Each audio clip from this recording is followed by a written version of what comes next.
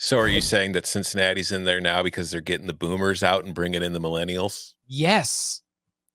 Like I will 100. I think that, and with expansion on the horizon, it changes a lot of these conversations. But if they continue to swap out committee members very, very frequently, I think the chances for 2-loss teams in a 4-loss playoff, group of 5 team in a 4-loss playoff, all that's going to continue to pick up. Danny Cannell in the house. Danny, Cincinnati's in. They're in. They're in. That's it. Lock. That's it. Yeah, They're yeah, number 4. Done. Yeah, drop the banner, shoot off the confetti. Y'all are going to the college football playoff. It was announced you're a top 4 team on November 23rd. That's how it works. I missed it all. I missed all the fun. Mm-hmm. I'm just getting here. This is the first time I'm hearing about Cincinnati in the top 4 as we sit here today. I feel bad for these players right now on Cincinnati. Like, I feel like this is setting them up for a massive disappointment. Like, I feel cheated type of vibe.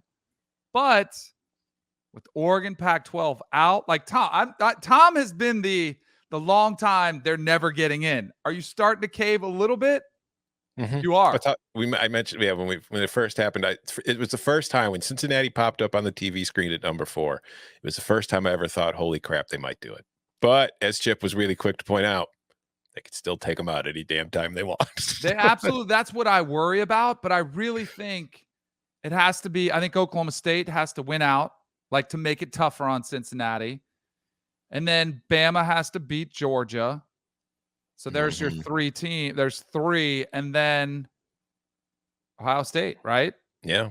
So then Oklahoma State would leapfrog Cincinnati. There's your slighted scenario. Cincinnati wants a 2-loss Big 12 champ, and they don't care how he gets it. Loser in Bedlam.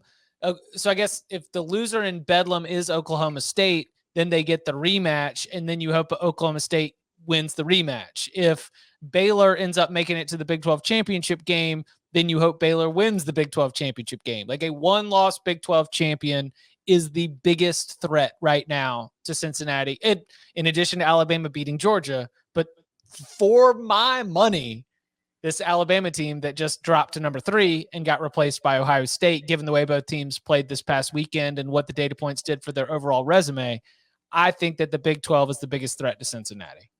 Do you think there's an aspect of Bill Hancock's like, all right, you guys want Cincinnati? Here you go. And like feed them to the Wolves and hope that Georgia beats them by 40 so that they can say, see, we don't need expansion.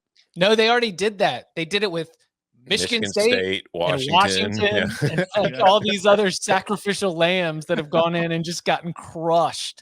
And that's the thing to me. Like, that's what it's always been for me. It's like, at some point, you just have – they earned it. You have to, whether they have a chance to win it or not, they earned the chance. And that's what I feel like. I feel like UCF's done it, and I feel like Cincinnati's doing this year. They've earned, if they win, if they go undefeated, whether they're 40-point underdogs against Georgia or whatever the hell you're at, they earned the chance to get their ass kicked.